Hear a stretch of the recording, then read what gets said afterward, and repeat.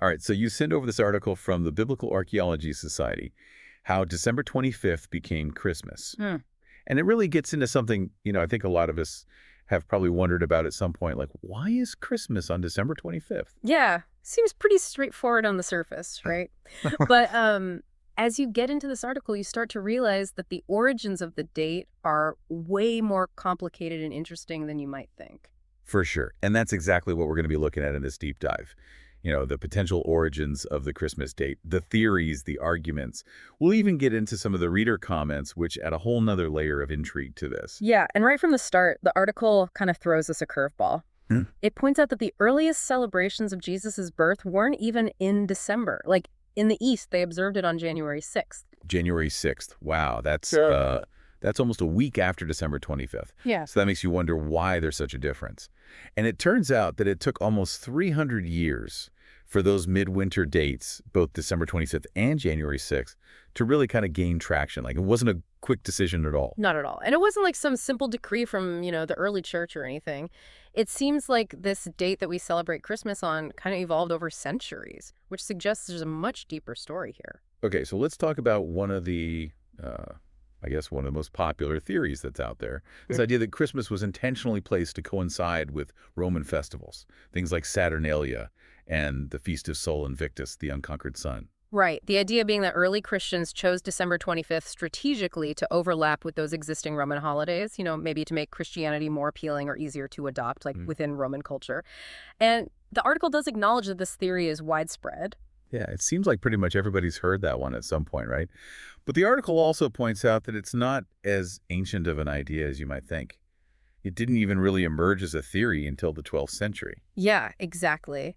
And it really gained traction much later in the 18th and 19th centuries, which is interesting because it suggests that our ideas about the origins of Christmas have also evolved over time, just like the date itself. So if that pagan theory isn't as, as old as some people might think, what other explanations are there? Well, the article highlights something called the calculation theory, which is a much older idea. It centers around the belief that early Christians that they might have used calculations based on the date of Jesus' death to work backward and figure out when he was born. Wait, how does that even work? Using the date of death to, determine the date of birth? I know, right? Might sound strange, but here's where it gets really interesting. Some early Christians believe that Jesus was both conceived and died on the same date, March 25th. Okay, so if that was their starting point, then what? Well, if you count back 9 months from March 25th. You land on December 25th. That's wild. I never Uh-huh. thought of it that way. It's kind of like a riddle almost. It is. It really makes you think about how, people in the past viewed time and the significance of dates and, their understanding of these biblical accounts. It wasn't just about recording events. It was about finding deeper meaning within those dates. So we've got these two main theories, the pagan origins and then these intricate calculations, each with its own historical context and evidence. It really makes you wonder which one is more plausible. And remember, this is just what's in the article itself. We haven't even touched on those comments yet. And as you can imagine, readers weigh in with even more interpretations, historical arguments, and just some fascinating insights. That's what I'm excited about. It's like having a whole room full of people joining our conversation, each with their own take on things. Should we see what they have to say? Absolutely. Let's jump into those comments and see what other layers this adds to our understanding of how December 25th became Christmas. Picking up where we left off, with these reader comments, it's like they're really adding fuel to the fire. It's amazing how many different angles people are coming at this from. It really is. Okay, this next one, it's from a reader simply named John, and he quotes a passage from the Bible, Jeremiah 10:2-5. It talks about not following the ways of those who worship idols. Ah, that's interesting. So how does he tie that into Christmas? Well, he uses it to suggest that, maybe even the whole idea of celebrating Christmas, regardless of the date, might have roots in practices that the Bible warns against. Like maybe it's some kind of carryover from earlier traditions. That's a pretty bold statement. It really makes you think about the evolution of religious practices, How much of what we do today is influenced by earlier beliefs and customs, even if we don't realize it? It's a question that historians and theologians have been wrestling with for centuries. Okay, hold on to your hats, because this next commenter goes all in on the traditional Catholic perspective. They suggest that, If we really want to understand the origins of Christmas, we need to look beyond just this article and dig into sources like the faith of the early fathers. Right, that collection of writings from early church leaders, it sounds like they're advocating for a deeper dive into those primary sources. Exactly. They even go on to say that it would have been impossible for the 12 apostles to, like, forget about the birth and death of Jesus. How could those closest to him not pass down that story accurately to, to future generations? That raises a great question about how we understand history. Like, how much can we really rely on oral traditions? How much might change over time, even if everyone has good intentions? It makes you realize that history is often pieced together from multiple sources, each one with its own level of, of reliability, right? And just to make their point even clearer, they actually include this whole list of links for further reading. We've got traditionaction.org, apologetics-notes.com, and even a link to a Catholic forum. It's great that they're providing those resources so people can go explore different perspectives. It really shows how engaged these readers are. They're not just passively reading, they're actively researching and sharing what they're finding. Oh, but it doesn't stop there. This next commenter, For Real B, they directly respond to that previous one saying, "Are you for real, buddy?" And they argue that we can't just take the Gospels as historically accurate. Ooh, coming in hot with that comment. What's their reasoning for questioning the Gospels? Well, they point out that, the Gospels were written decades after Jesus died, that they sometimes contradict each other, Yeah. and that there's no, real concrete proof of their accuracy. It's almost like a head-on collision between faith and skepticism. Right, which is something we see so often when we discuss these kind of topics. You have people approaching it from very different starting points. Some who see the Bible as like literal truth, and others who see it through a more historical or critical lens. Yeah. And For Real B doesn't hold back. They even say that people who blindly believe without questioning are the problem in the world. Hmm. That's a pretty strong statement. Yeah, that definitely highlights how intense these conversations can get sometimes. But it also reminds us that it's okay to disagree, to question, to challenge what we believe. Those conversations, even when they're, a bit uncomfortable, can be really important for growth. Okay, taking a step back from that little exchange, this next commenter acknowledges all the debate, but they say, but to sit and read the story about Jesus and the manager isn't wrong. They're focusing on the heart of the Christmas story, regardless of all the historical details. I love that. It's a reminder that stories can hold value, even if they're not, entirely factual. There's something powerful about the narrative itself, the message of hope and love that resonates with so many people. They even say, it's all your heart that Jesus looks at. It's a beautiful sentiment, focusing on the emotional and spiritual impact of the story rather than getting bogged down in all the factual debates. And sometimes that's what we need, that reminder that faith and spirituality can transcend those historical details. Now, this next commenter kind of circles back to that idea of idols, but this time they quote a longer passage from Jeremiah 10, which describes how, idols are made by human hands, decorated with gold and silver, but they ultimately have no power. Yeah, it's such vivid imagery. So how do they connect that to the Christmas date? Well, it seems like they're drawing this parallel between those powerless idols and the idea of clinging to a specific date for Christmas. Yeah. Maybe, Wow. maybe they're saying that focusing too much on the date kind of distracts us from what really matters. Which, again, brings up that question, what is the true meaning of Christmas? And how do all these different interpretations shape how people actually celebrate it? Definitely something worth reflecting on. Man, we are getting deep here, Hmm. but I love it. Okay, John, the commenter who brought up Jeremiah earlier, is back with another strong statement. This time, he's challenging the article's claim about the timing of Jesus' crucifixion. Oh, so what does he believe happened? Well, he insists that Passover was actually held on Nisan 14, which he says falls on March 31st or April 1st. He's very specific about that. And he's adamant that Jesus was put to death on that exact date, as the Passover lamb.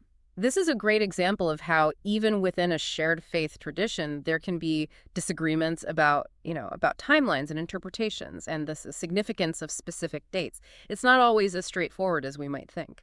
Yeah, it reminds us that history and religion are often so intertwined that trying to untangle them can lead to, it can lead to very different conclusions depending on your perspective. Okay, so this next commenter is clearly struggling with some big questions about Christianity. They start by saying, there seem to be too many controversial and unrealistic aspects of Christianity as a religion.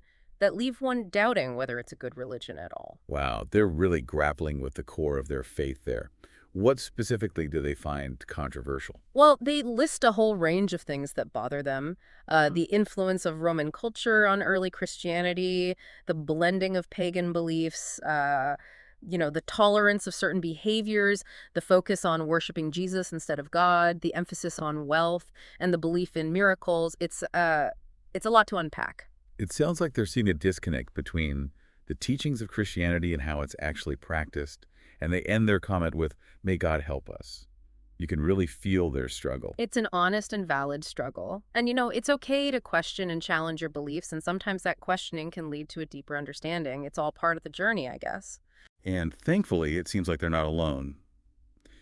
This next commenter responds with, "You have well said," and then recommends exploring the teachings of Jehovah's Witnesses as a potential um, alternative. Yeah, which is a good reminder that within the broader umbrella of, Christianity, there are so many different denominations and variations in belief.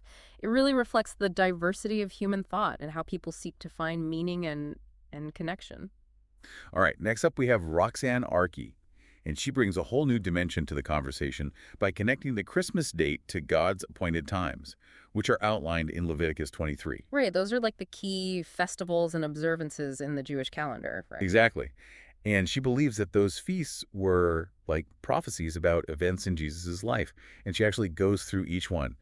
Sabbath, Passover, unleavened bread, first fruits, Shavuot, also known as Pentecost, Yom Teruah or Rosh Hashanah, Yom Kippur, and then finally the Festival of Tabernacles. Okay, and what did she say about that last one, the Festival of Tabernacles? Well, she believes that's when Jesus was actually born, not in December. It's a whole different way of reading the biblical timeline. And she even connects it to that Roman census that's mentioned in the Christmas story, suggesting they chose that time because so many people were already traveling for Sukkot, the Feast of Tabernacles. It's amazing how she's like weaving together all these different threads, biblical prophecy, Jewish tradition, and even Roman history to create her interpretation. And this is why I love these deep dives. They're not just about like one piece of information. It's about following all these different trails of thought, Yeah. seeing where they lead and expanding our understanding along the way. It's like we're on this journey and each comment is, it's like a new landmark, a new perspective that adds to the richness of the whole experience. Okay, we've got another comment from John here. And this time he's laying out a very detailed timeline for Jesus' birth and ministry. He starts by saying that there's a point in 29 AD where biblical chronology and secular history, they kind of line. So he's trying to find that common ground between what the Bible says and what we know from historical records. That's an interesting approach. And then he uses that information about John the Baptist's ministry and Jesus' baptism to kind of work backward and calculate a potential birth date for Jesus. And he lands on September, October of 2 BC. Wow, that's a very specific time frame. It's amazing how much he was able to deduce from just a few verses. It shows you how much depth and detail there is in these biblical texts, and it highlights, the work that biblical scholars do to try and like reconstruct history.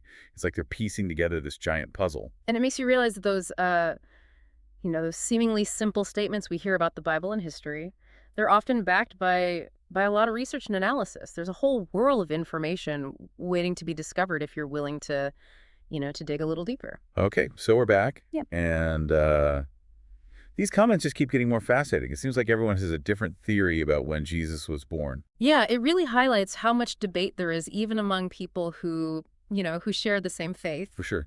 Okay, so for example, there's this whole thread going on about the shepherds and their flocks. Like, a lot of people are arguing that the key to understanding Jesus' birth isn't December, but figuring out when shepherds would have actually had their sheep out in the fields. Right, we've heard that argument before. The idea being that if it was December in Bethlehem, the sheep would have been sheltered from the cold, not grazing out in the open. Exactly. And these commenters are bringing in all sorts of evidence to support their point, like the climate in Bethlehem, historical farming practices. There's even people posting photos of shepherds with their sheep in Bethlehem on Christmas Day. Wow, that's a great way to connect that historical debate to modern day observations. Right. Seeing those photos really makes you visualize what it might have been like back then. Right. One commenter even mentioned a website called lifeontheholyland.com, which apparently has a photo that directly supports their argument. I mean, these people are doing their research. It really makes you wonder, are we so used to picturing Christmas with, snow and winter scenes that we've kind of overlooked these more practical details from the original context? Yeah, definitely food for thought. But then we have another commenter who brings up Tertullian, who was uh, an early Christian writer. And he believed that Jesus was both conceived and died on the same date, March 25th. Wait, haven't we heard that before? That sounds like the basis for that calculation theory the article mentioned. Exactly. So it seems like this commenter is using Tertullian's idea to, like, lend more weight to that theory, which, if you remember, would place Jesus' birth on December 25th after all. So it's kind of like this tug of war, right? You've got one group pointing to those springtime details from the story and another group pointing to these ancient calculations, both using evidence to try and pinpoint the date. Okay, so get this. There's a commenter named Jessica who jumps in and asks if it's even possible to know the exact day of conception, let alone the exact day of birth. That's a great point. Even with modern technology, pinpointing the exact day of conception can be tricky. Imagine trying to do it centuries ago. Right. And Jessica brings in her own experience as a mother, mentioning that her two daughters were born on different dates relative to their due dates. Yeah, bringing in those personal anecdotes like that really helps to kind of humanize these abstract historical debates. It reminds us that we're not just talking about, dates on a calendar, we're talking about real people and real lives. Totally. It adds a whole other layer of complexity to the whole thing. And then Jessica throws in another twist. She says she heard that Jesus might have actually died on April 3rd, AD 33. And that makes her wonder if what we celebrate as Christmas is actually, his conception, not his birth. Wow, that's a pretty thought-provoking idea. I love how these comments are constantly pushing us to kind of reconsider what we thought we knew. Okay, this next one is from Dudley McLean. And he gets into some of the more liturgical aspects of Christmas, like the rituals and practices surrounding the celebration. Oh, I'm curious to hear this. What kind of rituals and practices is he talking about? Well, he brings up hymns and prayers that emphasize the idea of Christ as, you know, the light of wisdom and the sun of righteousness. And he connects those themes of light and sun to the December 25th date. Ah, I see. He's suggesting that maybe the date was chosen to kind of contrast with the pagan worship of the sun. It's like Christians were reclaiming that day and focusing on Christ as the true source of light. Exactly. And he even goes further, talking about the differences between the Julian and Gregorian calendars and how those, discrepancies can affect how we date things in Christian history. Yeah, that's a crucial point. We often forget how much calendar systems have changed over time. It makes you realize how difficult it can be to pinpoint exact dates, especially when we're talking about, ancient events. He even brings up the fact that many Orthodox churches still use the Julian calendar and celebrate Christmas on January 7th. So we're really seeing how these different calendar systems and traditions have shaped how Christmas is celebrated all over the world. It's amazing how one holiday can have so many different, so many layers of meaning and observance across cultures and time, Okay, right? brace yourself because this next comment goes deep into biblical chronology. This commenter is challenging the accuracy of the book of Luke, specifically the account of, the census that brought Mary and Joseph to Bethlehem. Hold on, the census, that's a pretty central part of the Christmas story. What's their problem with it? They're arguing that the census that's mentioned in Luke actually happened much later than the traditional time frame for Jesus' birth, like during the reign of Herod Archelaus, not Herod the Great. So they're pointing to inconsistencies between the biblical account and what we know from historical records. It's like they're saying, wait a minute, if the census happened later, then maybe the whole timeline is off. Right. And they go even further, saying that the real truth about Jesus' birth was hidden until the discovery of the Dead Sea Scrolls, which they believe point to a birth date during the Feast of Weeks, which would be around when we celebrate Memorial Day in the U.S. Wow, now that's a pretty radical claim. It's amazing how new discoveries can sometimes, challenge our long-held beliefs about history and religion. Really keeps things interesting. And this commenter doesn't shy away from criticizing what they call church traditions, Huh. suggesting that many of them, including the date of Christmas, have been influenced by paganism. Which brings us back to that ongoing debate about, about the blending of cultures and beliefs. It's a fascinating and complex issue, and it's clear that people have strong opinions about it. Okay, so getting back to the timing of Jesus' birth, we have a comment from Paul MacDonald, who's looking at that phrase we talked about earlier in the 6th month from Luke 1.26. And he's wondering if March was actually considered the 6th month in the Jewish calendar back then. Yeah. That's a good question. If the calendar was different, that could definitely throw off our calculations. It's like trying to solve a math problem with the wrong formula. Right. And then we have Jonathan Klang, 33, who, he admits that we may never know the exact date of Jesus' birth, but he still tries to piece together a timeline based on what we do know from the Gospels. I admire that, that spirit of inquiry. Me too. Even if we don't have all the answers, it's that it's that process of searching, that desire to understand that I find so valuable. And he actually comes up with 2 possible timelines. One that places Jesus' birth in late spring of 5-6 BC, and another that places it around December 25th of 5 BC. So even with all his research, he's still open to, to multiple possibilities. Yeah, it just goes to show that this isn't it's not a simple question with a simple answer. There's definitely room for interpretation and debate. Next up is Rosalind Farmer, and she brings us back to those shepherds and their flocks. And she argues that that sheep actually graze in the fields of Bethlehem year-round. So the details in the Christmas story don't necessarily point to, to a springtime birth after all. Right. It's a good reminder to challenge our assumptions. We tend to picture things based on our own experiences, but the climate and customs in Bethlehem might have been very different from what we imagine. Yeah, for sure.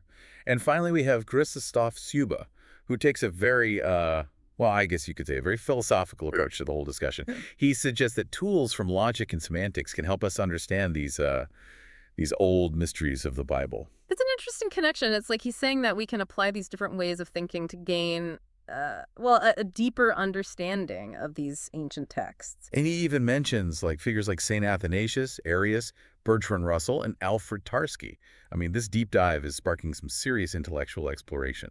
I love it. It shows that this isn't just a religious discussion. It's a historical, cultural, and philosophical discussion all wrapped up in one.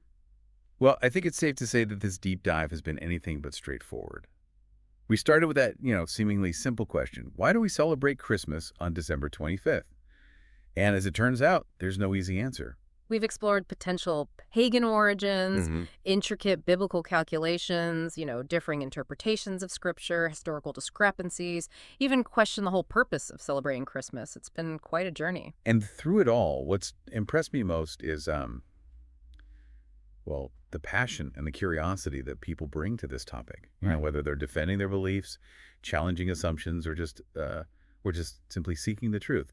It's clear that this is something that really resonates deeply with people. Yeah, and for those of you listening, what stood out to you? Has this deep dive shifted your understanding of Christmas at all? Maybe it's even inspired you to do some exploring of your own. Because that's what these deep dives are all about. It's not about providing definitive answers. It's about opening up those new avenues of thought and exploration. So as we wrap up here, remember that, the quest for understanding doesn't end here. Keep asking questions, keep seeking answers, and keep exploring that fascinating world of, of history, religion, and the human experience. And maybe, just maybe, this deep dive has added a new layer of meaning to your own celebration of Christmas, whatever date you choose to mark it.